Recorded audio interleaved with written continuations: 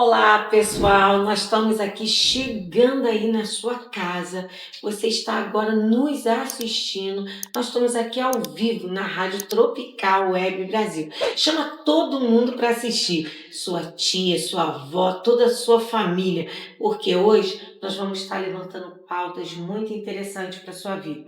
Também queremos, né, nossos convidados que estão aqui, mas hoje, Ariel, nós estamos aqui com um assunto interessante. Mas antes de começar com o nosso convidado, eu quero mandar um abraço muito grande para as pessoas que estão aí nos seguindo, assistindo o nosso programa em toda a África, né? Nós queremos mandar aí para a Nigéria, para Angola, para o Quênia, no Egito. Então, eu quero mandar um abraço para todos, principalmente para minha querida Giovana, que está aí no Quênia, fazendo um trabalho missionário maravilhoso. Muito obrigado pela audiência do povo aí do Quênia.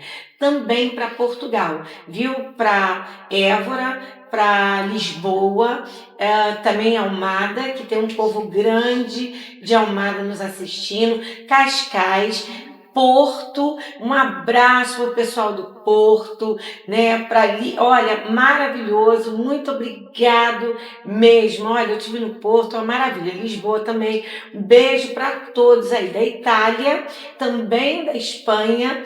E queremos mandar um beijo especial para minha amiga Cris, ali dos Estados Unidos, no Brooklyn. Também nosso querido Mike, engenheiro. Ó, beijo, parabéns pelo casamento, viu? E nossa querida Rogéria, né, do Pet Shop, ó. Beijo aí pro povo dos Estados Unidos. Muito obrigado pela audiência, viu? Nós, cada dia, com a ajuda de vocês, nós temos chegado o mais longe possível.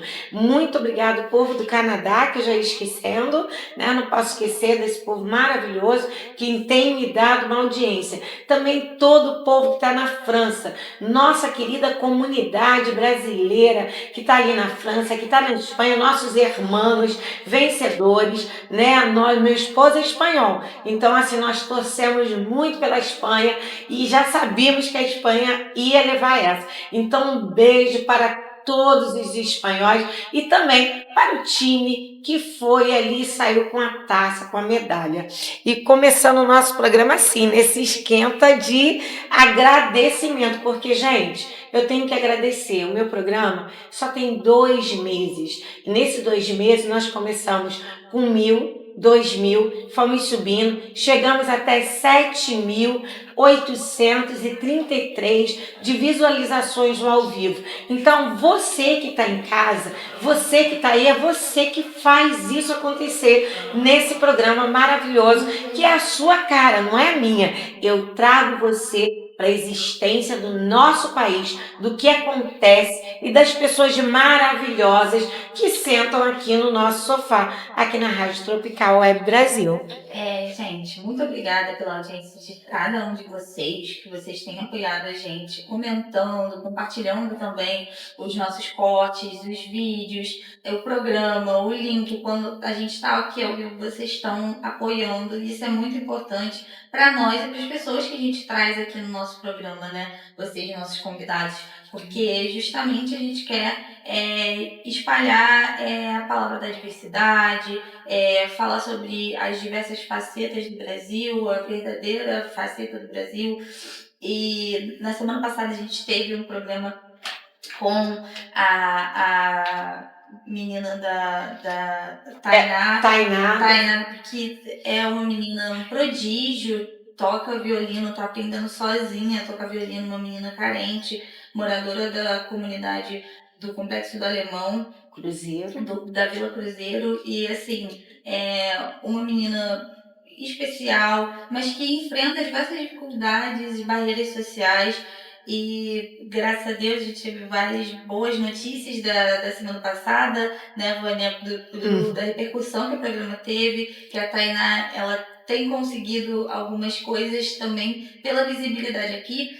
Então, a gente quer agradecer muito, muito, muito por vocês, por confiarem nas pessoas que a gente traz aqui também, né, Vânia? Sim, eu quero agradecer ao pessoal da Federação Brasileira, ao qual concedeu a documentação para essa menina que já tinha lutado, já tinha ganhado, já era medalhista, já estava no primeiro lugar no ranking daquele campeonato e ainda do jiu-jitsu e não tinha recebido ainda e agora recebeu. Então, parabéns, Tainá, parabéns para todo mundo aí de Olaria, do complexo, aonde eu sempre vou, né? Estou sempre ali com o povo daquele local. Então, um beijo, um abraço para vocês aí que têm levantado a minha audiência, viu? Angélica, doutora Renata, Jaqueline, doutora Jaqueline, né? Beijo no coração de vocês e para toda a comunidade, né? Minhas Anas, Eliane. Então, um beijo para todos, mas eu quero agradecer ao povo da igreja, né? E principalmente o povo da igreja de Nossa Senhora da Penha, que tem feito um trabalho muito bonito ali e que continue fazendo, e que as igrejas ali locais, a Assembleia de Deus, as igrejas batistas, que têm feito um trabalho com os jovens naquele lugar, continue fazendo e que continue abençoando essa população de trabalhadores que estão ali naquele local. Foi maravilhoso ter eles aqui, também está sendo maravilhoso para nós ter vocês aqui hoje, né? Nós estamos aqui com o Lucas, que está vindo aqui, né, representando o nosso querido Jonathan Peixoto, que indicou, o Lucas está aqui conosco, né, Ariel? E a nossa querida, que está aqui conosco, nossa colega aqui de programa, né, que no momento está suspenso, mas vamos deixar um pouquinho com a Ariel. A Cristiane Meirelles, que é funcionária pública aposentada e também é nossa parceira de canal. Ela está com o programa temporariamente, está afastada um pouquinho para cumprir compromissos pessoais, né, Cris? Mas a nossa parceira aqui de canal da Rádio Tropical Web Brasil também é uma comunicadora, é um ser político, é uma pessoa que está na cena aí de trazer informação também, captar informação e as diversas facetas do Brasil. Também temos aqui com o Lucas Gregório, que também é um rapaz jovem, cria daqui do Mundo da Providência, né, Lucas? E que também está engajado na juventude política, é coordenador de diversos meios da juventude, no meio social, no meio da política, e estuda gestão pública na UFRJ, certo, Lucas? Eu sou funcionário público, ela é funcionária Apresentada. funcionário Dois funcionários públicos aqui, gente. Nas duas pontas, né? Eu já passei por lá e você ainda está. Olha que maravilha, esse programa hoje é do funcionário público. Todo mundo que está aí Servidor público estadual, servidor público estadual, que é o povo que faz acontecer. Se esse povo não estiver trabalhando, gente, nada acontece no nosso estado e no nosso município. Então depende desse povo trabalhando, a máquina pública. Você que não respeita os funcionários públicos, você que acha que eles estão ali, né, jogando xadrez, que jogar xadrez também dá um trabalho danado, mas, né, jogando pedrinha na água, jogando pedrinha na água, o que eu quero dizer com isso, para você que não está entendendo o recado? Tem muita gente que acha que o funcionário público não faz nada, está ali à toa, não está trabalhando. E funcionário público, gente, rala. E muito. Só quem trabalha é que sabe o quanto é necessário, né? E esse funcionarismo, eu quero chegar e falar que nós temos hoje, nós estamos entrando, estamos chegando no final desse mês, né? Que é o programa de julho está indo, e nós vamos entrar num mês que eu acho que você deve estar notando aí, que eu estou com uma fitinha que se fala, isso aqui é o símbolo do agosto lilás. Nós sabemos que no dia 7 de agosto de 2006 foi sancionada a Lei 11.340, ao qual ali foi batido o martelo da Lei Maria da Penha, aonde hoje é violência doméstica. Então eu quero dizer para você, você está vendo uma mulher sofrendo, uma mulher sendo coagida, uma mulher que não está conseguindo enxergar pelo amor que ela tem ao outro, ela não está conseguindo enxergar a violência psicológica, a violência moral, a violência patrimonial. Então isso é Lei Maria da Penha. Nós temos a primeira, a segunda e a terceira etapa. Então nós não podemos parar. Eu em Pindamonhangaba, eu sei que hoje eu tenho o maior número de audiência em Pindamonhangaba, das mulheres que estão ali, Adriana, Rosângela, pessoas que se levantaram, né? Nós temos uma Rosemary, que foi uma mulher que foi hiper atacada, mãe de 4 filhos, que foi atacada por uma inchada, né?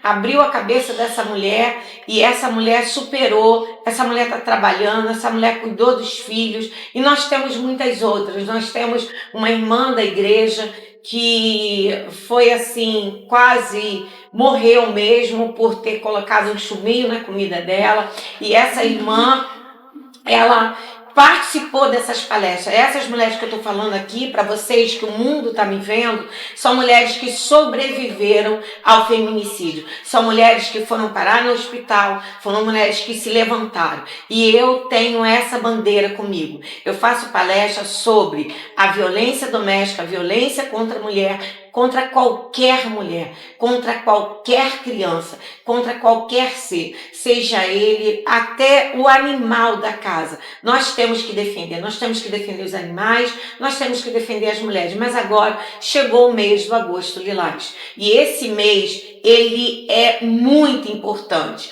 Mas eu quero dizer para você que está me assistindo, o feminicídio, ele acontece o ano inteiro. Agora que eu estou falando com você, mais uma mulher na estatística está morrendo.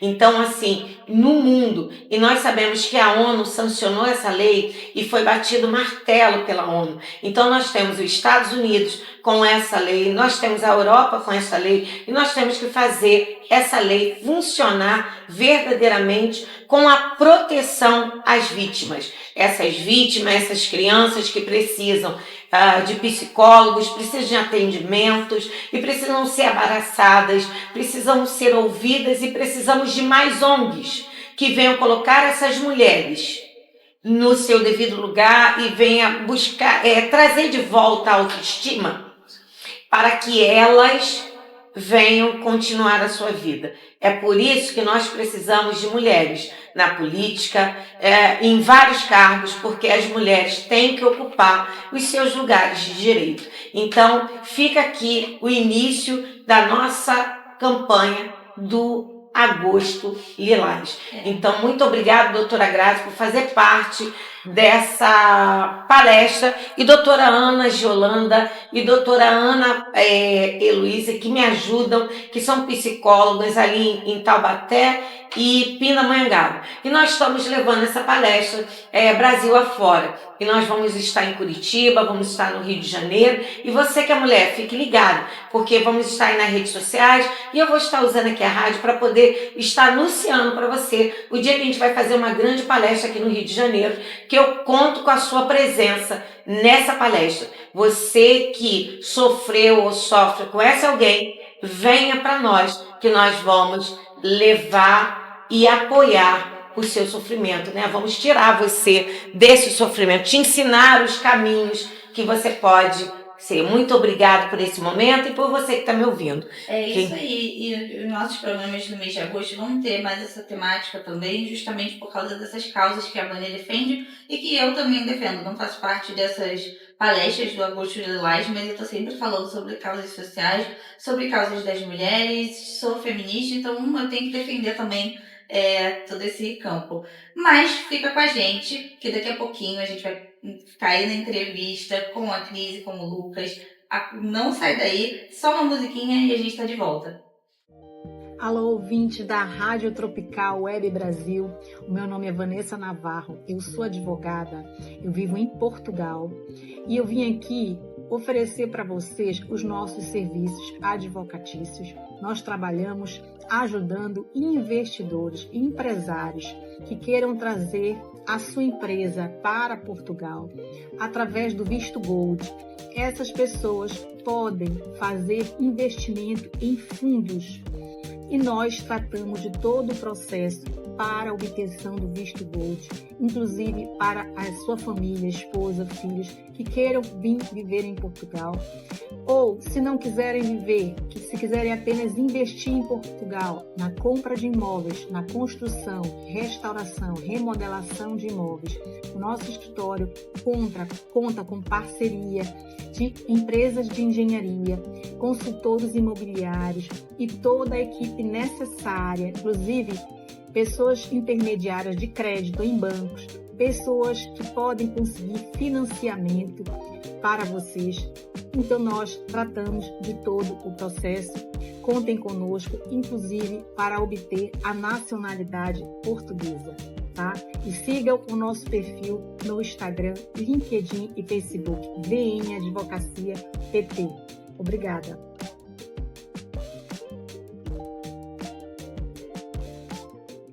Estamos de volta! Voltamos e agora estamos aqui com a Cristiane Meirelles, com o Lucas Gregório, que logo se apresentaram, são funcionários públicos, né? A Cris, que é uma funcionária pública aposentada, o Lucas, que está na ativa, então a gente tem aqui 2 polos aí de uma vivência de funcionalismo público. Cris, qual foi a sua atuação? Onde você atuou dentro do... Bom, eu fiz concurso lá atrás. Eu entrei na vida pública como funcionária aos 19 anos.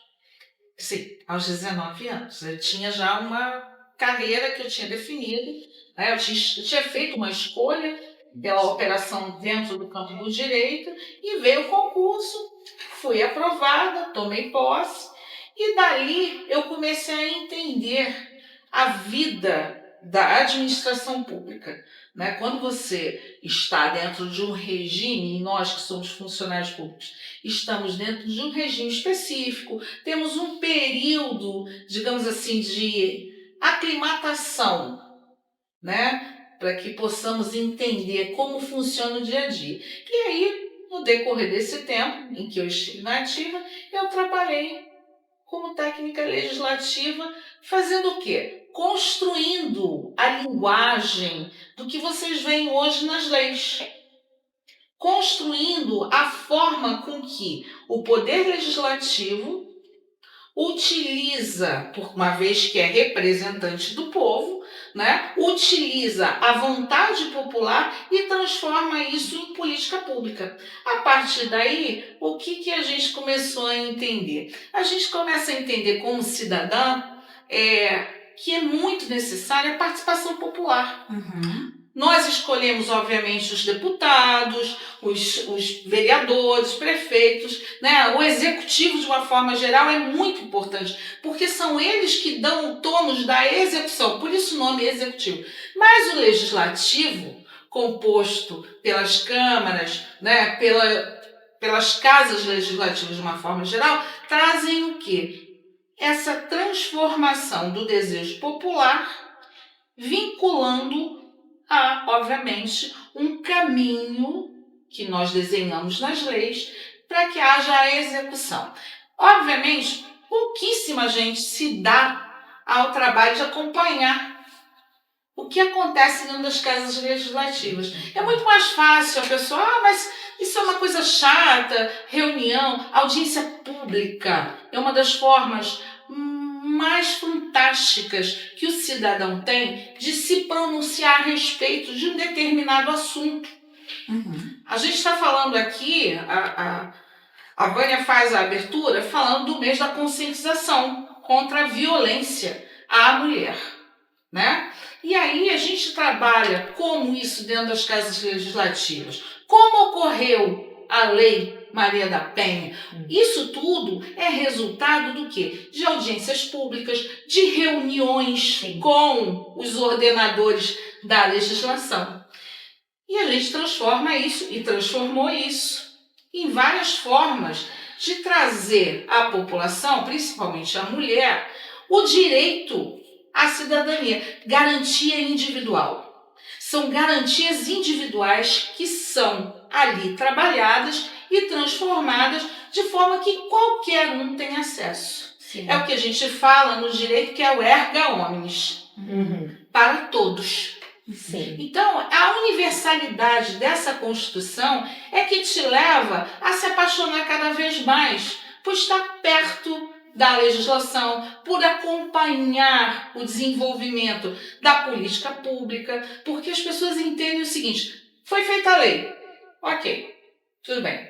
Só que existe orçamento, isso é um desdobramento. Existe orçamento para a construção? São cuidados que dentro das casas legislativas, quando todo ano os deputados ou os vereadores ou os senadores se reúnem e constroem em cima daquelas designações, Secretaria de Assistência Social tem a promoção à mulher, não tem? Sim. Então existe uma designação de valor para que seja executada a política referente à promoção da mulher. E eu estou falando especificamente da mulher, mas obviamente isso se abre ao leque. Para o idoso, para a criança. Para todos, não só dentro da ação Isso. social. Sim. Né? A gente tem a construção dentro dos Sim. planos de educação.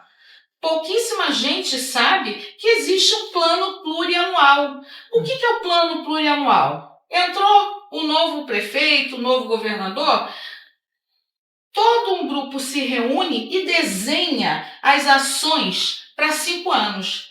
Porque quando vira a legislatura, a pessoa que está lá, que vai ser o novo gestor, o novo executor da lei e do programa, ele vai observar um encadeamento de ações. A política não é feita, a política pública não é feita sem organização.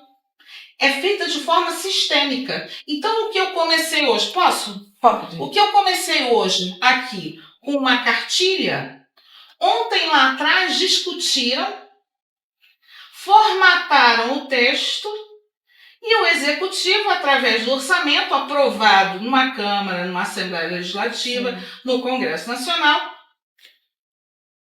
traz para o público, para o povo. Então, a seriedade desse trabalho é que é muito importante. Sim. Importante você estar falando de tudo isso, porque justamente as pessoas que estão vendo a gente, muitas podem não ter noção de como é a construção de uma lei, como ela acontece na prática mesmo. Não vem, é aquela coisa. Obviamente, todo mundo tem seus insights, né? Todo mundo tem as suas tempestades cerebrais e trazem, obviamente, grandes contribuições. Mas a política pública, a construção da execução, não se dá da forma eu acho. Eu sou a autora da lei tal. Não, isso foi uma construção coletiva, mas promovida por quê? Por um desejo individual de vários entes da sociedade. Sim. Quando uma mulher morre, de 30 em 30 segundos uma mulher é espancada e de 6 em 6 minutos ela é morta. Né? Isso é dado estatístico, é fato, a gente não tem o que discutir. Está morta, é óbito, né? E acabou. Ela foi morta por conta de um relacionamento. Isso aí é fato, ninguém pode dizer que não é. Ela construiu um relacionamento muitas vezes errado, onde vem a violência patrimonial, psicológica, né? E tantas outras formas de violência. E aí alguém pensa e para.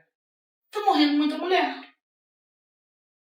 Temos um problema aí. Temos um problema muito grave. E eu não estou falando atualmente, eu estou falando lá atrás. Nós vamos pegar de 1995, quando aconteceu com a Maria da Penha, Exatamente. trazer para hoje que as pessoas não entendem. Porque a Lei Maria da Penha, só um minuto, ela para existir foi assim, toda a cúpula do Recife foi penalizada. Por quê? Porque foi dado como um assalto, eles fizeram, na verdade, uma vista grossa sobre aquilo ali e foi feita assinaturas, foi buscado pessoas para que assinasse e aí não obteve resposta, aí manda-se para a ONU, para que a ONU venha e intervém para poder se sancionar. Você estava falando de política de mulheres e a gente tem um capítulo da ONU, que é a ONU Mulheres, Sim. que lá em 1900 não, ver, isso é o problema, né? É. Lá em 2000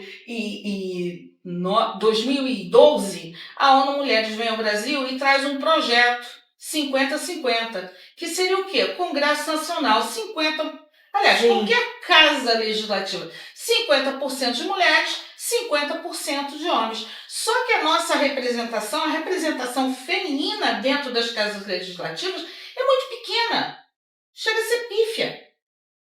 Sim. A gente tem o quê? Quem é que nos defende? Quem é que fala por nós? Né? E, Lucas, desculpa, nada contra os homens, eu não tenho nada contra os homens. Sou mãe de um homem e respeito demais todos os seres humanos. Todos os seres humanos. Mas a gente tem que colocar que quando a gente fala de política pública, a gente tem que ter representação. Sim. Alguém que pegue a bandeira, que conheça. Porque também, Vânia, também, Alia, também, Lucas, a gente não pode falar sem antes estudar caso a caso. Sim. Claro. E é óbvio que a gente precisa de aliados, né, de homens que lutem também pelas nossas causas, mas, claro, a gente precisa de mulheres lutando por nossas causas, dentro da Câmara de Deputados, do Senado, das vereadores, porque a gente precisa de gente que tenha vivência do que a gente vive. E ninguém, como uma mulher, vai viver. Ninguém melhor do que nós, uma mulheres, mãe. uma Sim. mãe. Eu costumo dizer o seguinte: nós somos um ser multidisciplinar. Nós temos muitas caixinhas guardadas dentro de nós. Sim. Né? E nós temos uma caixinha que é muito específica, que é a caixinha da análise. A mulher tem um olhar diferenciado para a análise. Muita gente coloca a mulher é emocional, a mulher... Não, a mulher não é emocional. A mulher é extremamente racional. Porque uma mulher que administra uma casa, vida em família e sua profissão, se for emocional, minhas queridas, sinto muito, vocês vão enlouquecer. Vão precisar de ajuda em saúde mental. Porque não é fácil. E lembrando, Cris, desculpa te chamar de Cris, mas eu gosto Fica à sempre... vontade, eu fica à chamo vontade. assim, Eu também estou me né? sentindo muito à vontade, muito obrigada. Então, Cris, o que me chama a atenção é que algumas mulheres, ou até muitas pessoas, não sabem da conquista. O primeiro divórcio, a primeira mulher que saiu para trabalhar, a primeira mulher que saiu para estudar, a primeira deputada estadual de Curitiba. Sim. Então, Que era uma mulher que não era branca. Negra, professora, Isso. uma mulher filha de lavadeira, filha de lavadeira, professora negra que consegue ser a primeira mulher.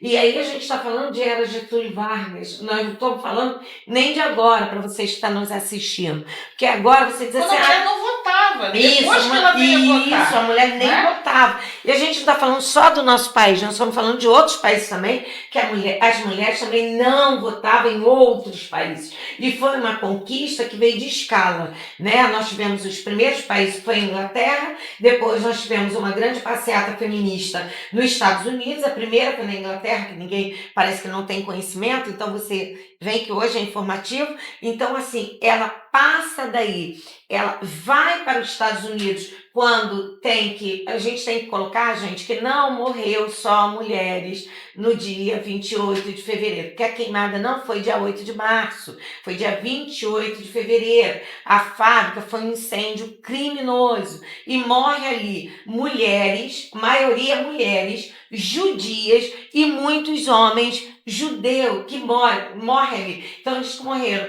o máximo de mulheres, 200 e poucas mulheres, e 100 e poucos homens, mas morreram homens também. E uma chamada pra gente, sabe o que me chamou muita atenção nisso, que ninguém lembrou, que lá tinha criança de 8 anos, 10 anos, 12 anos, passando roupa, isso lá. Então ninguém coloca essa parte para que a população venha entender o que é o Dia Internacional da Mulher.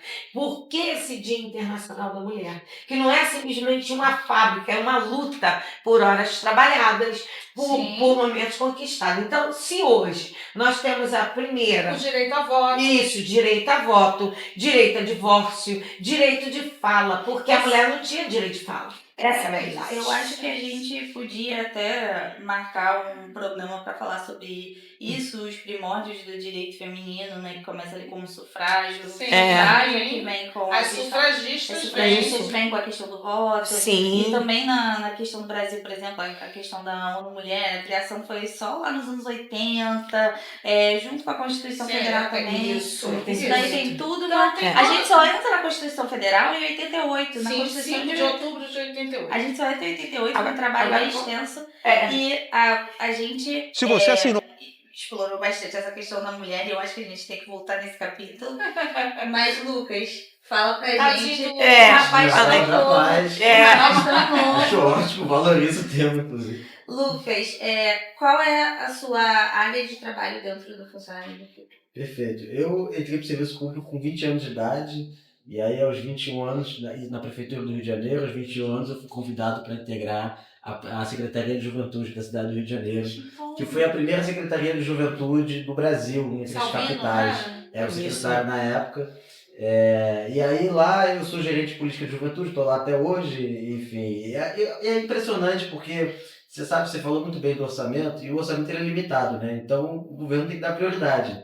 E a Secretaria de Juventude da cidade, nós damos prioridade para jovens de favelas e periferias da cidade do Rio de Janeiro. Excelente. Então, a política pública ela foi voltada para a juventude, né, de 15 a 29 anos, como é estabelecido no nível federal, estabelecendo programas, projetos voltados para essa população específica. E foi um impacto gigantesco. Assim, a cidade do Rio de Janeiro, quando você pega os dados da juventude que não trabalha nem estuda, o Rio de Janeiro nos últimos 4 anos caiu nesse dado, né? Então a gente está numa Maravilha. porcentagem melhor do que a média nacional. Então, assim, teve muito trabalho, foi muita entrega, foram anos assim, de aprendizado. Eu sou uma pessoa muito nova, mas gestor público pela UFRJ também, sou apaixonado pelo serviço público, acho que você conseguiu trazer muito bem as dificuldades enfim, e todos os desafios que a gente tiver no serviço público.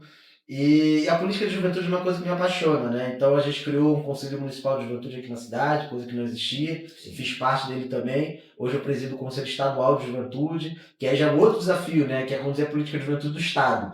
Né? É um Estado que está na situação que está, né? Então, e aí quando a gente fala de juventude do Estado, né? Vou falar um pouco de política de juventude. A gente fala de lei, por exemplo. A LERJ aprovou uma coisa chamada Fundo de Juventude do Estado, né? Fundo Estadual de Juventude, que é o FUNJOV. Então, pela primeira vez, o primeiro Estado do Brasil, nenhuma entidade federativa desse país tem isso. O Estado do Rio de Janeiro tem hoje um fundo de 11 milhões de reais para gastar com política de juventude. Isso não existe em lugar nenhum. No Brasil e diria até assim, na América Latina. Nenhum ente federativo pega de recurso público e bota num fundo de participação social para poder gastar com política de juventude. O Estado do Rio aprovou essa lei há 5 anos atrás. Nos últimos 5 anos essa lei não foi executada. Então o dinheiro está lá, ele é reservado todo ano e o dinheiro não é gasto. Então você vê como é que só a lei aprovada, né, ela não é suficiente para as coisas acontecerem. Não faz a máquina Não faz as funcionar. coisas acontecerem. Então, Desculpa, deixa eu só tirar uma dúvida. Você fala do fundo e foi criado, obviamente, o Conselho Estadual que já existia. da Juventude, que já existia, e por isso foi criado o fundo, e a dinâmica desse fundo é um concurso de projetos através do Miroski, não é isso? Isso, exatamente. E aí é um desafio gigante porque o Poder Executivo ele tem o papel de executar, ele tem o papel de fazer o fundo acontecer, de abrir o dinheiro, de licitar, quais OS vão cuidar disso, e ele simplesmente se absteve desse papel. Ele ficou os últimos 5 anos não cumprindo com esse papel. Enfim, uma série de questões envolvidas nisso, mas o fato, o objetivo é esse. O dinheiro que está reservado para a política de juventude do Estado do Rio de Janeiro não foi gasto nem um centavo até hoje. Né? E aí, O Conselho abriu o Miroski, abriu no caso, o concurso de projetos, porque aí você tem sociedade civil que vai participar dentro do Conselho e vai apresentar projetos desde que esteja... Eu estou falando da questão técnica, tá? isso aí. Eu estou só trazendo para o público, não estou fazendo defesa de governo de Não, ninguém aqui. jamais. Estou só falando a questão técnica. Então, o Conselho não abriu até hoje em 5 anos, que é uma lástima, né? Com Exatamente. quantos milhões? 11 milhões de reais. 11 milhões de reais que poderia estar sendo aplicado em política pública para a juventude. Isso. E, infelizmente, talvez a gente não está aqui para saber, Por quê, né? né? Porque a gente não sabe quem formata Por que esse que não conselho, É. né? Porque é um conselho também, que é um conselho misto, onde tem a sociedade civil e o poder público. Entendi. Né? Então, E aí são parte vários daí. instrumentos que são Sim. utilizados para o trabalho não avançar. E aí hoje eu presido o conselho, assumi recentemente, tem Ai, alguns que poucos bom. meses, e aí estou tentando reorganizar as coisas e executar o fundo finalmente. A gente vai ter uma boa notícia até o Que final do bom, ano. que bom. De Parabéns. conseguir o dinheiro sair, enfim, a juventude ser beneficiada por isso, né? Então, como que a lei ela não é suficiente, às vezes, para fazer? Sim. Já é muito difícil fazer a lei, né? É um processo dificílimo. Então, você faz um processo político de pressão, você vê um movimento E social, aprovação. você tem que convencer a Casa Legislativa de fazer, depois você tem que convencer o Poder Executivo de sancionar a lei que foi aprovada. E é dificílimo, né? Todo o regime de tramitação das leis, das comissões que passam, é plenário, a Comissão de Constituição e Justiça, não sei o quê. E aí, depois que a lei já é aprovada, ainda assim, ela não é executada. Você vê Mas a como que é. primeira destinação, desculpa te interromper de novo, é que a gente tem que se Aham. informar. Eu tô num programa que traz informação e eu tô aproveitando. É ótimo. A gente tem que aproveitar aqui. Eu tenho que aproveitar o presidente do conselho aqui. Sim. Né? Você E agradecer o Jonathan, né, Jonathan, que está aí nos assistindo por ter indicado o Lucas para vir, porque Olha, hoje o conselheiro estaria aqui, ó.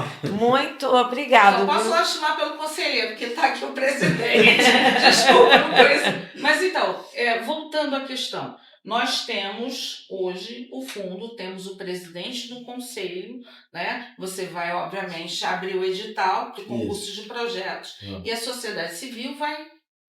É bom que se entenda também, porque muita gente não É sabe uma como licitação. funciona. Um edital, eles colocam lá o que se tem e o que se precisa. Isso. Né? O que se tem em valor e o que tem. Né? E aí, assim, você como presidente, desculpa, Vânia, Não, perdão, Ariel, Não, mas não, eu queria a gente aproveitar. tá num Não, a gente está aqui num bate-papo. Porque jovem, eu babo. Né? Isso é uma coisa de velho, mas eu babo. Eu babo quando eu vejo um jovem com quantos anos? 23 anos. Com 23 anos, numa definição de trabalho tão proativa, tão producente, sabe? Isso é bom, a gente tem que trazer isso. A gente tem que falar de um jovem que trabalha e que eu tenho certeza que está cercado de outros jovens também. Sim, não, Né? então não E a faz gente está sozinho. falando de quantos milhões? 11 milhões de reais. 11 milhões Sim. de reais. É muito dinheiro, faria uma é. diferença impressionante. Sim. Assim. Hoje, a política de juventude do Estado, os CRJ estão fechados. Sim. Houve um tempo de expansão da política de juventude, foram criados vários equipamentos públicos em vários lugares, são 9 ou 11 equipamentos públicos, e a maior parte deles está fechado, são equipamentos públicos dentro das favelas. Você tem na Barreira do Vasco, tem no Pavãozinho, tem várias favelas. sei. Quando você tem a CRJ, o equipamento público foi fechado no momento que o Estado passou por uma crise, né? Passou por uma crise financeira, tudo mais, fechou e até hoje não abriu. Abriram alguns poucos, aí fizeram uma manobra para abrir alguns poucos polos, assim, mas nada suficiente que atenda a juventude que precisa. Porque nós temos um número grande, principalmente na comunidade, e que são assediadas para um outro lado que é muito importante. A gestão está ali trabalhando para que esses jovens venham se encontrar ali, porque lá tem muitos jovens que têm sonho. Sim. E os sonhos desses jovens têm que ser realizados. E a gente tem um desafio, e a gente cumpriu, né? Está cumprindo ainda, porque o desafio público nunca acaba, ele só se renova e continua. Mas fazer a juventude desse país voltar a sonhar. Sim. Sabe? As pessoas estão descredibilizadas, as pessoas estão desacreditadas de que, assim, aquela certeza que a gente tinha, sei lá, há 20 anos atrás, de que o nosso filho ia ter uma vida melhor do que eu vou mais longe, tá? do que os nossos pais tiveram. Aquela certeza que a gente tinha, que os nossos filhos iam ter uma vida melhor do que os nossos pais tiveram, ela não existe mais hoje. Então, o que a gente sente hoje entre a juventude é que as pessoas estão sem vontade de sonhar, sabe? Sim. E aí ainda estão com tempo de tela de internet, que piora ainda mais essa relação. Sim, piora a situação. Isso então, assim, eu venho batendo a tecla aqui sobre isso. E deixa eu te explicar, quando você fala de sonhar, eu gosto muito de trazer para a minha vivência. E a minha vivência é o seguinte: aos 15 anos de idade, eu estava lá em pé, junto com meu tio, jogador do Corinthians, em pé, buscando as diretas já. Buscando o direito, o nosso direito, em 1985. Em 1988, eu também estava lá lutando. Em nenhum momento fui para a parte política, mas eu, como jovens, com as minhas amigas, nós fazíamos política, nós buscávamos aquilo ali como a emancipação de queimados, eu estava lá. Meu nome está lá. Porque eu lutei, eu fui. E isso está faltando a garra nesses jovens de buscar, sonhar e tornar o sonho realidade. O sonho não é impossível. Ele não é impossível. O sonho ele está mais perto de nós do que nós podemos ver. E você, como jovem, 23 anos, eu fico assim maravilhada de encontrar ainda, como eu encontro alguns amigos da minha filha, né, dos meus filhos, que lutam por esse ideal, que lutam por um país melhor, que lutam pelas faculdades públicas, tá? Que nós, se nós temos o direito à faculdade pública, se Dom Pedro veio para cá, Dom João fez uma faculdade, fez uma escola, ela é para estar funcionando. Ela não é para estar fechada, ela não é para estar com o teto caindo. Então, tem que vir e cuidar de toda essa parte, tanto da parte da gestão, tanto da parte da construção, porque do tal sistema que não está vindo, olhando que esse jovem vai ser o presidente de amanhã. Esse jovem vai ser o médico que vai atender. Essa criança que está correndo aí vai ser a professora. E o que está se fazendo para que isso aconteça? Então, meus parabéns por você estar aí defendendo nessa área jovem, que você está nessa repartição para lutar pelo ideal do sonho do outro, porque eu faço exatamente isso. Eu procuro ajudar jovens, mulheres até mais jovens, até brinco, porque eu já casei uma senhora de 83 anos, então é legal isso. Então, assim, eu procuro ajudar as pessoas que não são vistas, as pessoas invisíveis, sabe? Aquelas pobres, aquelas que as pessoas passam e não cumprimentam porque finge que não vê. Porque nós temos que entender que a política ela foi feita exatamente para aquelas pessoas. Getúlio Vargas não morreu à toa. JK não despencou à toa de uma serra, que foi um acidente que para mim é duvidoso, esse acidente da política. Dizem que foi assassinado. Foi um assassinato. Então, para mim, nunca foi isso. Então, assim, para mim, nunca foi isso. Para mim, foi um atentado. Então, nós não podemos deixar no nosso país apagar a memória de quem lutou por nós lá atrás. Porque a história, ela tem que ter um começo. E quando ela tem começo, a nossa não pode ter um fim ruim. Ela tem que ter um fim de excelência, porque o nosso país é rico em tudo. O nosso país, a melhor geografia, faculdade que ensina história e geografia, sabia que é a nossa?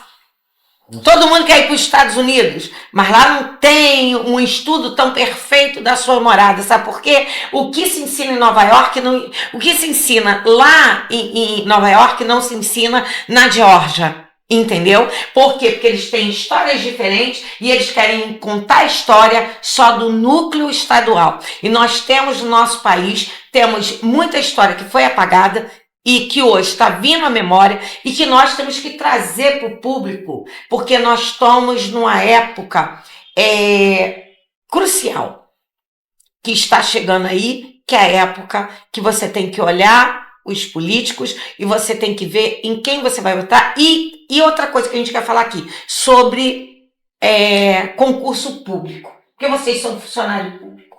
E os concursos públicos, eles têm que voltar principalmente para os jovens que estão aqui chegando, formando-se em faculdade. Muitos querem trabalhar, muitos. Porque ninguém quer ficar à toa, gente. Quem quer ficar à toa sem ganhar dinheiro? Ninguém.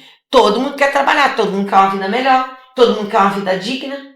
Então, o que nós, você, como jovem, qual o seu conselho? Olha para a câmera e diz assim, esse é o meu conselho para o jovem voltar para a política, porque tem jovem que não quer saber de política, tem jovem que diz assim, eu não vou me meter em política. Eu ouvi um jovem outro dia falando, eu não vou não, porque se eu for para a política, como é que vai ser? Eu falei, se você não for, é que não vai acontecer. Eu acho que é interessante você trazer esses pontos, Vânia, sobre a questão de repente, a juventude não ter um motor propulsor ali para lutar pelas suas causas. Eu acho que não, a questão não é essa. Eu acho que a questão é que falta aos indivíduos se entenderem como seres políticos. Eu acho que Isso. todos nós, como Eu acho cidadãos, somos seres políticos. Nós fazemos a política, gente. A gente tem que pensar nisso. A gente tem que pensar né? nisso. É o nosso voto que faz as Historicamente, trazer o conhecimento.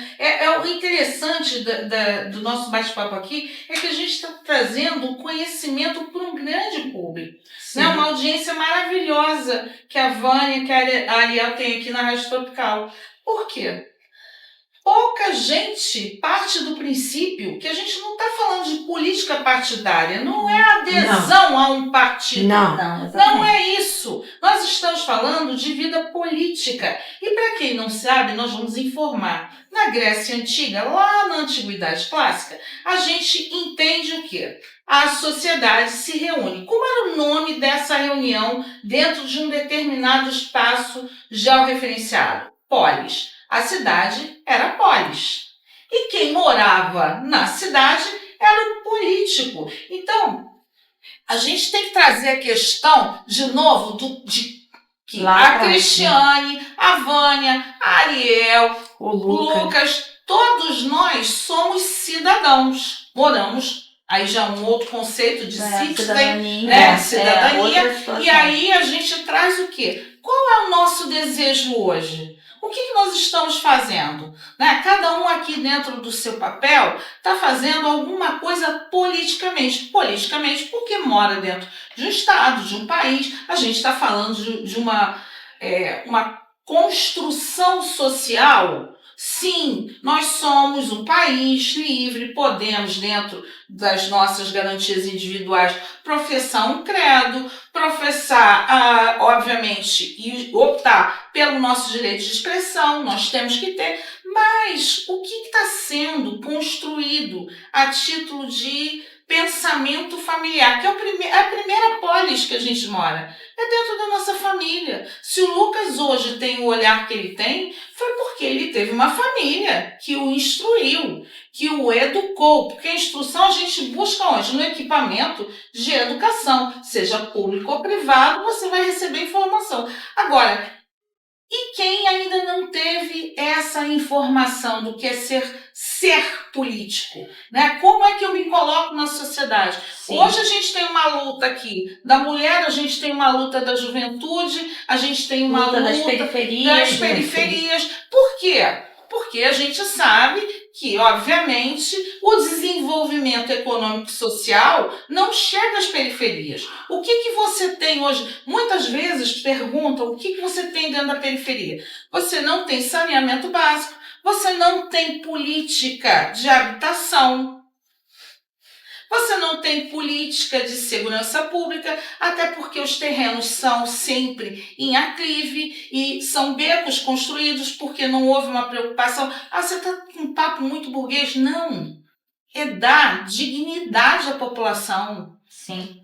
Não é retirar a pessoa, simplesmente arrancar a pessoa e dizer assim, você tem que sair daí e vai para qualquer lugar. Como foi feito? Lá atrás, na década de 50. A gente já falou aqui no programa sobre a criação das favelas, como elas se desenvolvem a partir de justamente uma falta de olhar do próprio Estado, né? Uma ausência do Estado. Na época então, monárquico, né? Exatamente. Então, isso daí... Vou beber água, tá? Claro, tem que beber. É claro que as periferias elas vão nascendo da onde o poder público vai se ausentando aquelas pessoas que não são observadas pelo Estado e que vão se... E que não sabem também se colocar para postular esse direito. Sim. Porque é um direito. Sim. O dinheiro não é público. É. O dinheiro é nosso, do cidadão, do contribuinte. São de impostos. Aí você vê um jovem de 23 anos que está movimentando uma política pública, construindo toda uma situação para trazer avanço para uma questão etária, né? A gente está falando de juventude. E aí, se ele não soubesse postular ou se ele não quisesse postular, ele seria mais um que não estuda e não trabalha? Né? Hoje você está aqui, você é jovem também. Né? A Vânia ainda é jovem, eu já estou mais... Eu sou mais velha do que as pessoas pensam que eu sou. Que bom, que ótimo. As pessoas acham que eu sou mais velho. Deve ser a barba. Se tirar a barba, já foi. A barba da mais Não, velha. é aquela coisa, mas é o charme do homem, né? Muitas vezes é o charme do homem. Né? Mas isso que você está falando é muito interessante sobre, inclusive, os direitos das pessoas e uma parte que eu luto muito, eu falo porque algumas pessoas passam ali por fora na cidade de Deus e não conhecem realmente o dentro da cidade de Nossa, Deus. eu conheço. Eu conheço lá dentro, eu conheço também em outras comunidades, Manguinhos, Maré, Jacaré, toda a comunidade do Rio de Janeiro eu conheço, inclusive as de Curitiba também. Conheço as de Curitiba, São Paulo, eu conheço um bocado. Ela apresentou muito bem. Eu sou nascido e criado na primeira favela do Brasil, que é o Morro da Providência. Né? Nós conhecemos. No alto lá do Morro da Providência e a família do meu pai da Cidade de Deus. Eu acho que eu me entendi como ser político, eu faço essa sugestão, né? Se tiver alguns jovens ouvindo. Tem muitos jovens. Em que momento vocês se entenderam como seres políticos?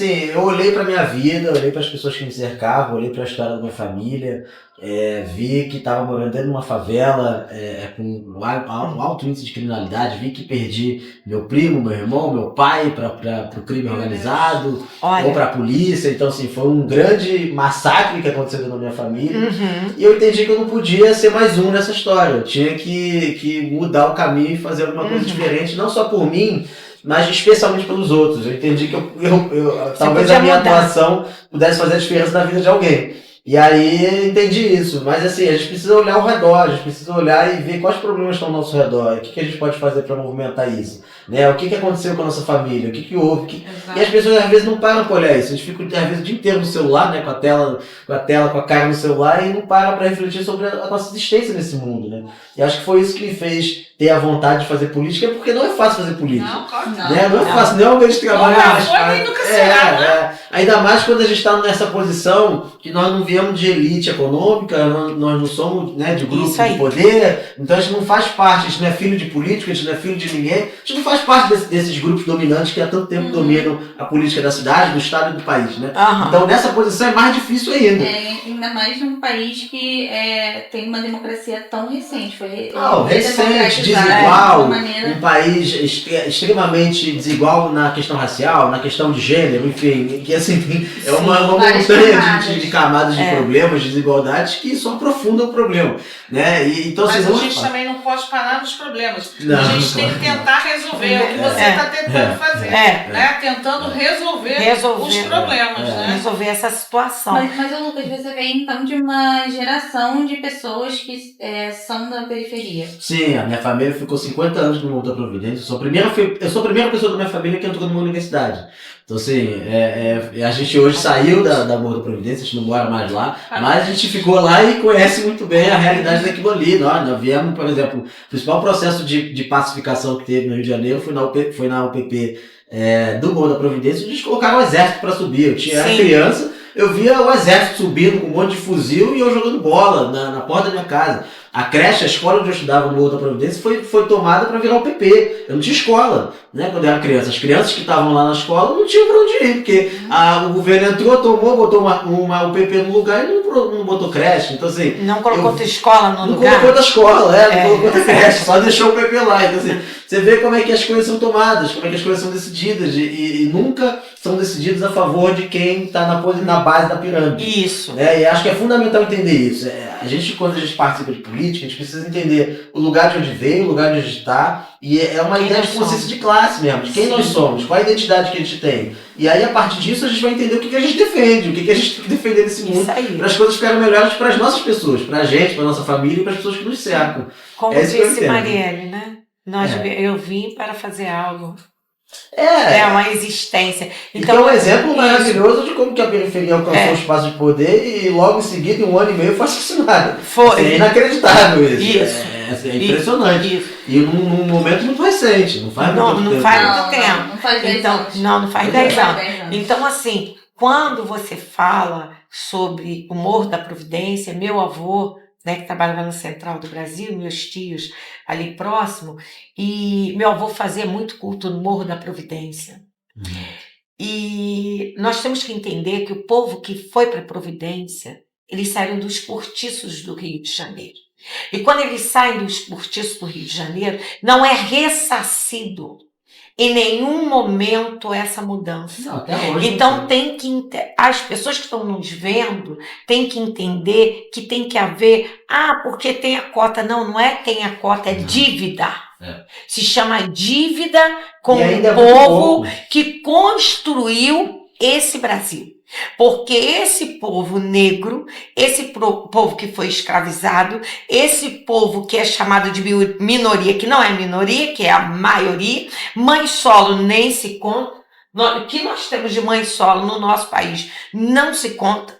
É bom colocar que nós somos as mães. Eu não sou mãe solo, mas como fiquei viúva, acabei virando uma mãe solo, né? E então, assim, são 72% dos chefes de família. Minha mãe é solo. É mãe solo. Então, assim, e umas porque o marido foi embora, outras porque o marido morreu, e outras por confiar, né? Minha avó dizia confiar, acreditar que é mudar e não mudou. E então isso seria uma reparação do Estado, que se chama Estado de Direito para esse povo, né? Ao qual nós sabemos que foi o povo e é o povo mais olhado com repúcia, que é um povo que o povo olha para aquelas pessoas e diz assim, quem são eles? Não posso nem falar nada, porque eu sou descendente direto de indígena, e eu não posso nem falar o que aconteceu com os indígenas no país. Mas o que interessante, quando ele fala que ele perde... E nada disso é suficiente, assim. Sim. Dizer assim, a gente tem que valorizar, é fundamental, é importante tudo, mas nada disso é suficiente. Não é. Você vê, foi criada, e às vezes, o tempo inteiro, sempre quando se cria esses instrumentos legais para tentar reparar de alguma forma, sempre quando é executado, as coisas são executadas de uma forma dúbia, né? Então, arruma algum atravessamento para usar. Vou dar um exemplo, por exemplo, quando a gente está falando de mulher. O Fundo das Mulheres. Acho que é um exemplo fenomenal. Então, recentemente, tem nem 10 anos isso, foi criada a lei que deu o Fundo das Mulheres. Uma porcentagem, acho que é 30%, e a cota de gênero dentro dos partidos, né? Dentro das nominadas. Sim. E aí, todo ano eleitoral, de 2 em 2 anos, a gente vê o TSE caçando chapa, porque os dirigentes dos partidos fraudaram a cota de gênero, botaram as mulheres laranjas e não cumpriram a cota. Você vê como é que o tempo inteiro, quando tem alguma lei que é para beneficiar as pessoas que foram justiçadas o tempo inteiro, alguém chega Mas você imagina o seguinte, que os grandes dirigentes, infelizmente, eu não quero aqui dar nome, né? Os grandes dirigentes são homens. Não, obviamente. E sabotam, porque o esteio político é essencialmente masculino. Sim. Tanto que até hoje as casas legislativas, inclusive quando foi votado no Congresso Nacional, nós não tínhamos número nem adesão de homens que pudessem votar conosco para fazer 50% de homens, 50% de mulheres. E aqui é uma defesa de um Estado que tem que trabalhar de forma racional, de forma lógica. A gente não tem que buscar cordões, a gente tem que buscar compreender, fazer um diagnóstico geral e trazer o quê? A gente está falando de política pública, né? A gente não está falando de sectos, de seções. A gente está falando de uma política. O que é política? É distribuição do bem comum. Né? O governo tem, de forma bem clara, e dentro da Constituição, esse dever, distribuição do bem comum. Mas até que ponto deixaram de distribuir o bem comum? Para o jovem, para o velho, para a mulher, para o negro. Então, indígenas. Então, é uma coisa que a gente tem que parar e observar. Uma construção generalista? Não. Mas uma construção que dê realmente reflita a distribuição do bem comum. E não se perdeu isso. Se perdeu. Né? Eu entendo que a gente está falando de uma nação. A gente está falando de uma nação. Uma nação que tem um território, tem um governo e tem um povo. Então, independente dos caracteres étnicos e sociais, a gente tem que construir política pública para ação e distribuição do bem comum. Obviamente, e lógico, a gente vai observar dentro da construção dessas políticas públicas o quê? A necessidade de atendimento das demandas sociais. E essa demanda social tem que ser sistematizada para que a gente possa fazer algo lógico. Usar o dinheiro público, que não é público, torno a repetir, é do contribuinte, de forma correta. Porque, infelizmente, o mundo gira em torno da questão financeira.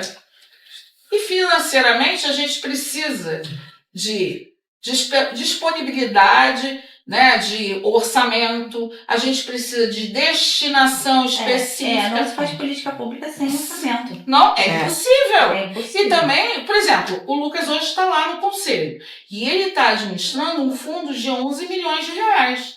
Só que ele vai estabelecer lá dentro do marco regulatório, que o Miroski é isso, é um marco regulatório das organizações da sociedade civil. Por isso, a gente chama de Miroski.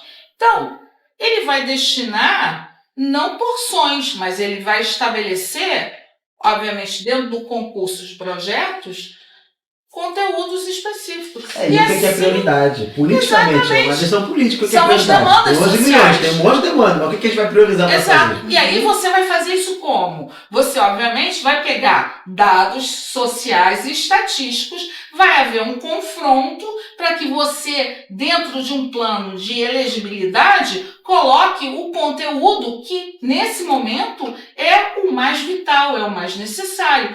Quando, muitas vezes, as pessoas deixam essa questão de gestão pública de lado. Você é um estudante, eu não sei se você já está graduado, mas você entende que a gente não pode trabalhar tanto dentro da administração pública, que tem gente que mistura gestão pública com administração pública, são cernes diferentes, né? E a gente está falando aqui de uma gestão pública eficaz, distribuição do bem comum.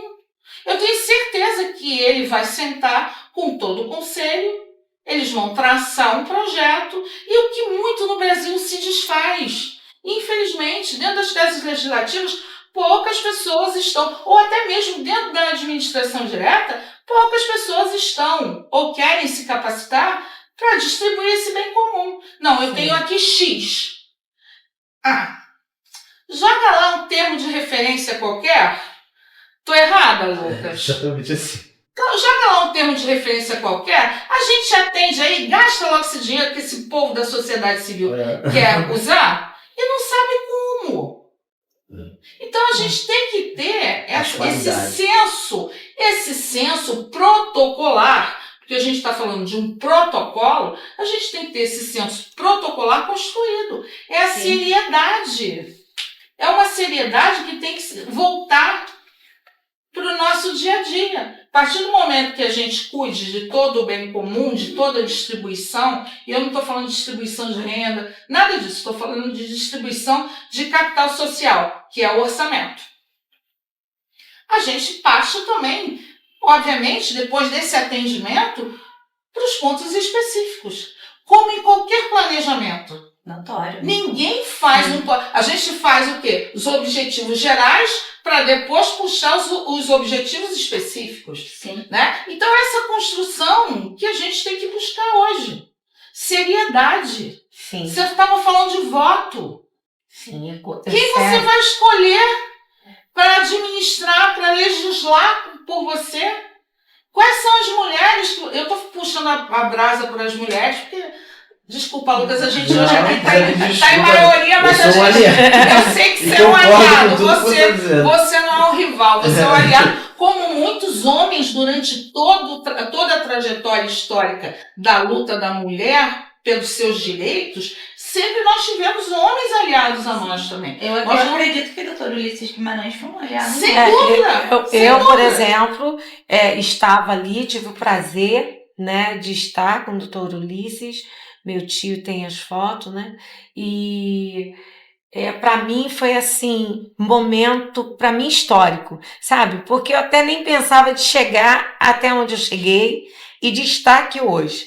Porque eu venci vários cânceres e, além de vencer vários cânceres, eu tive perseguição política. Eu tive a perseguição política que eu posso dizer que quando eu procurei direitos humanos, foi desumano.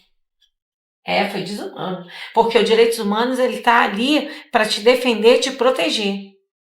E os direitos humanos não foi o suficiente para me proteger. Então, eu hoje, como uma pessoa que estou aqui, eu posso falar como diz o filme, ainda estou aqui.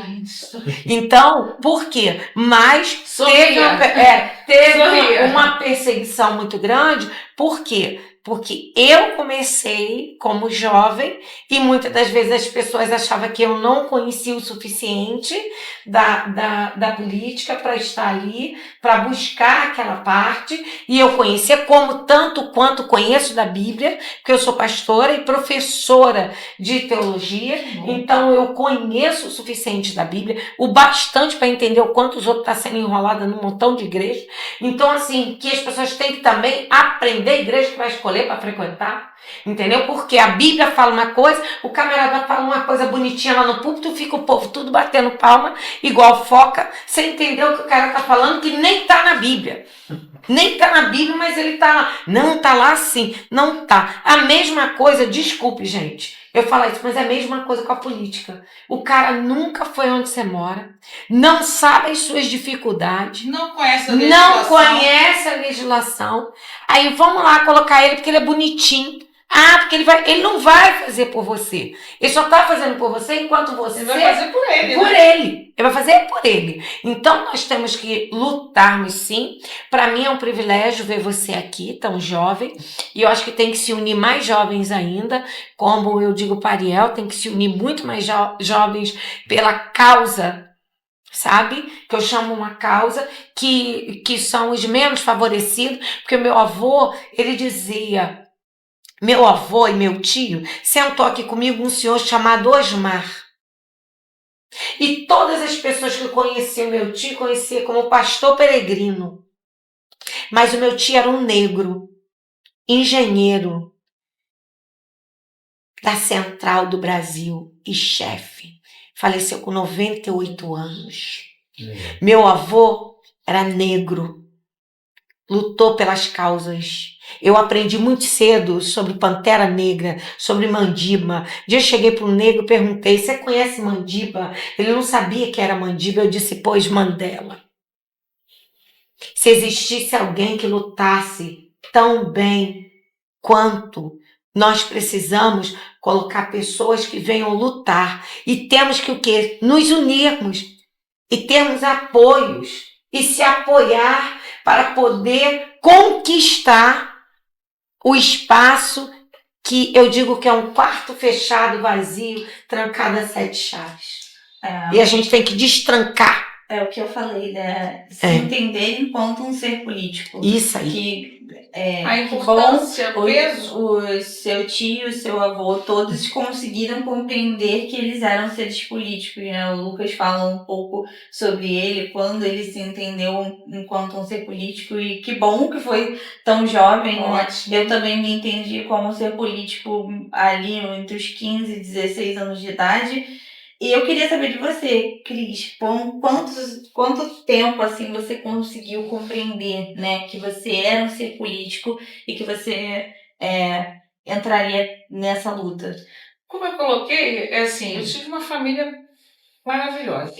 Então, a gente sempre, todos os filhos, somos 4, sempre foi propiciada a leitura, a discussão, o questionamento, como você justifica. Meu pai perguntava muito, como é que você justifica isso? Né? E a gente tinha que ter um embasamento.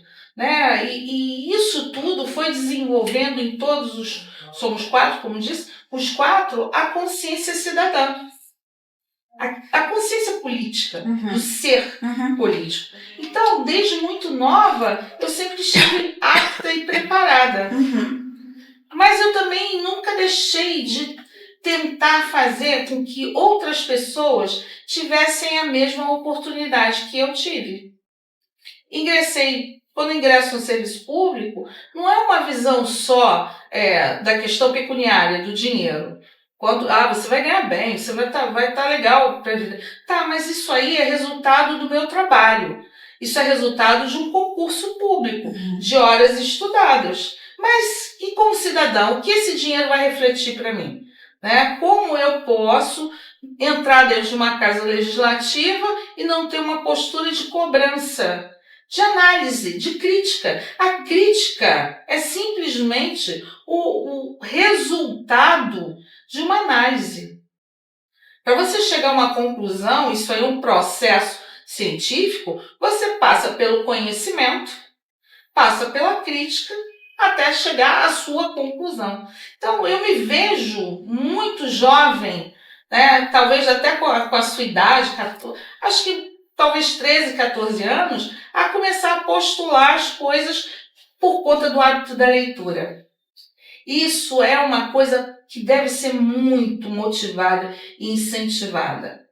Sabe, a gente está falando de telas, se hoje, ao invés de tantos, e é um conhecimento muito efêmero que você constrói dentro das telas, você puxa a informação, mas aquilo some rapidamente, porque você não foca só naquela informação, Sim. você vai na rolagem da tela. Agora, uma... quando você ensina teu filho desde pequeno a ler, Aí é diferente. é diferente. Até porque se você ensina seu filho a ler desde pequeno, no sentido de não é só uma leitura automática. O que a gente propõe aqui é uma leitura questionadora, uma leitura que vai ler, ela vai questionar. Ela vai ler, ela vai questionar, ela vai tentar compreender, ela vai tentar argumentar ali, postular, né, como você disse.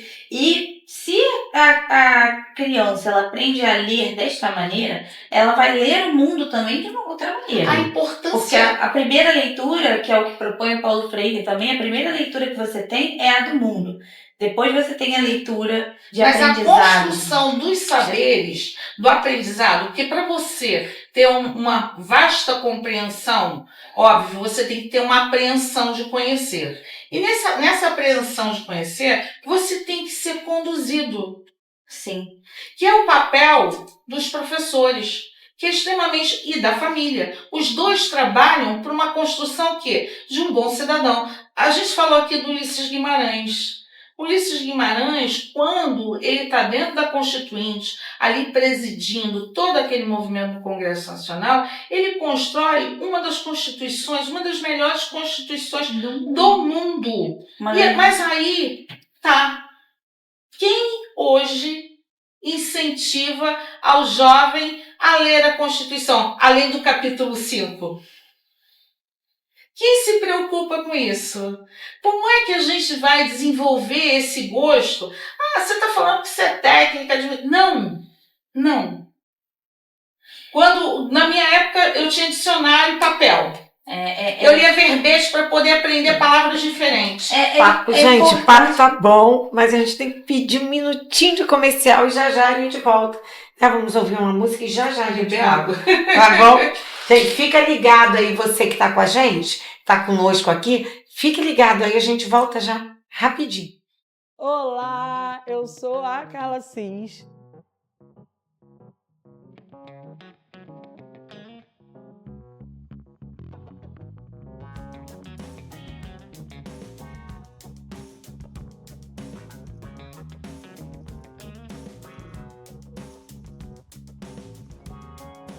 A responsável empreendedora por esse espaço, que aparentemente está começando agora, mas eu já comecei essa profissão há algum tempo atrás, alguns anos atrás, na verdade, quando eu desisti da minha profissão de enfermagem, de gestora ambiental, e comecei a empreender na estética, fazendo atendimento em domicílios, e comecei com um espaço depois pequenininho, quando entrou a pandemia, logo depois um pouquinho maior, e hoje eu estou nesse espaço oferecendo vários outros serviços.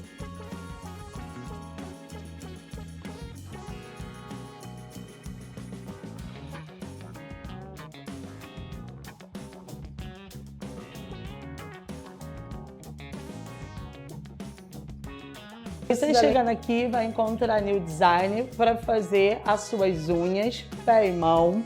Aqui também vai ter o serviço de depilação. Alguns dias com a parceria com a Rosângela, outros dias vocês vão estar comigo também para essa depilação. E você vai estar comigo para fazer o seu tratamento corporal e facial. Então sejam bem-vindos ao Estúdio Estética Carla Cis.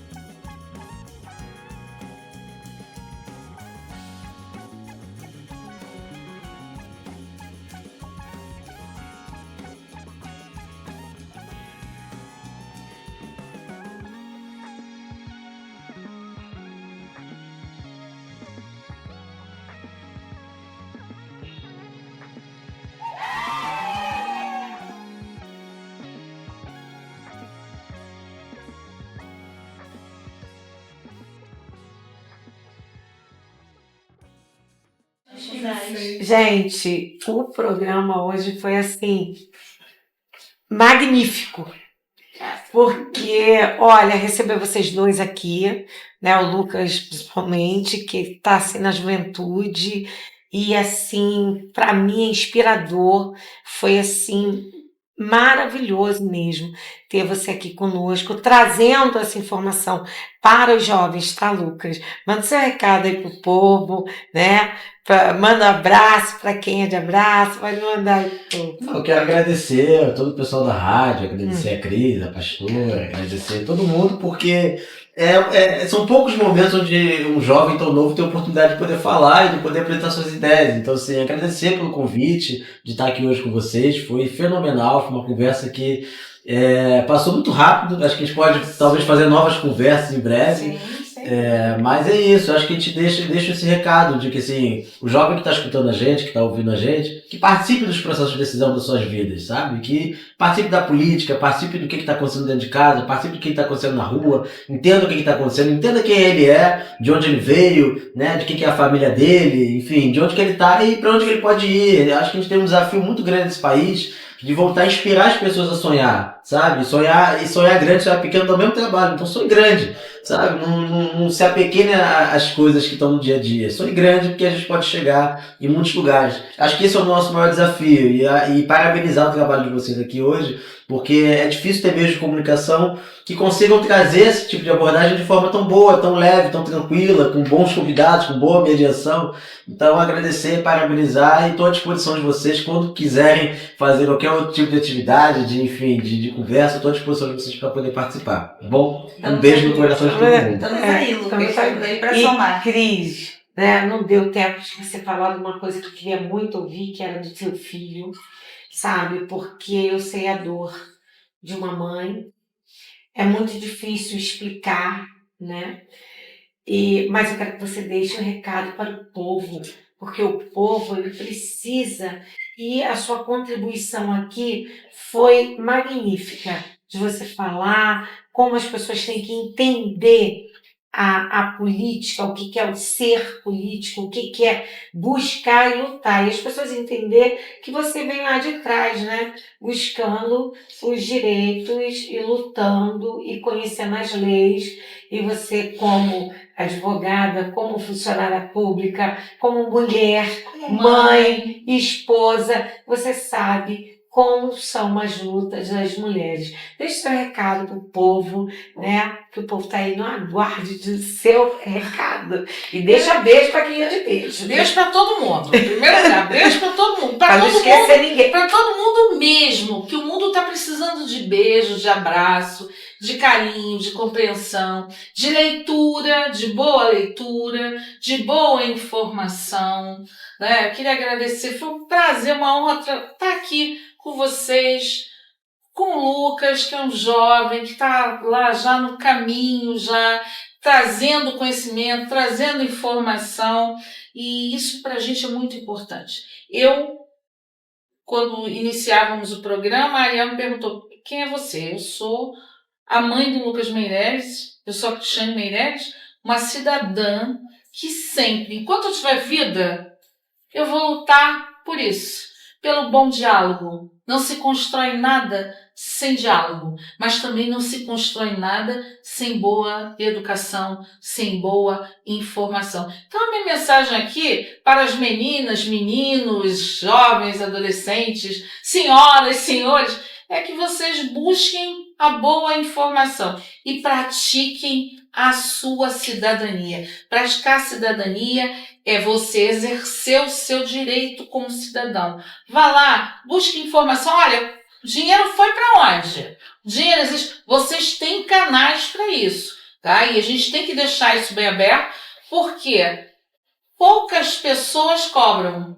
E quando você produz pequenos deslizes, delitos, você acaba descambando no grande caos. E o deslize ocorre quando você não tem um protocolo, quando você não tem acesso a boa informação.